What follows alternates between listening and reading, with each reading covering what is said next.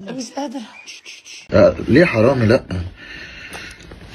والله ما هسكت وحقي هجيبه بالقانون.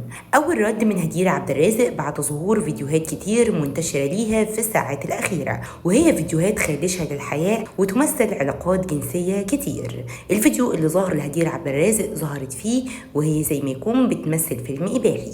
الفيديو ده تداول بشكل واسع جدا على السوشيال ميديا، وكل الناس سألت وقالت ازاي هدير يوصل بيها الفجر للطريقة دي، وخصوصا ان هي اتهمت من حوالي سنتين بتسريب فيديو ليها من شهر العسل مع زوجها السابق محمد أوتاجا.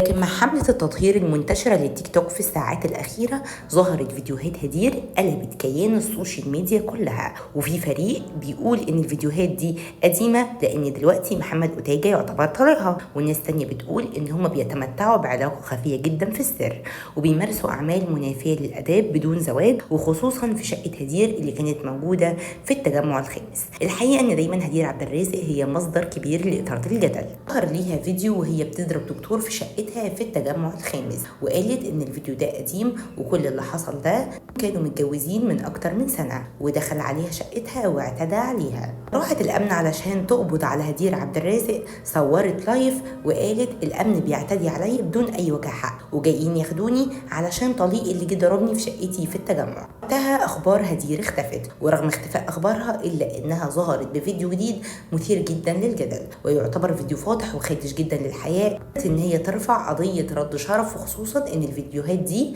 اعتبرتها مفبركة بالذكاء الاصطناعي اللي هو الاي اي، كدت ان مفيش اي علاقة ما بينها وما بين أوتاجا طليقها، وان الفيديوهات اللي انتشرت ما هي الا لتشويه سمعة بلوجر شهيرة. قولنا من خلال الفيديو ده ايه رأيك في الكلام ده؟ اكتب لنا وتابعنا في التعليقات.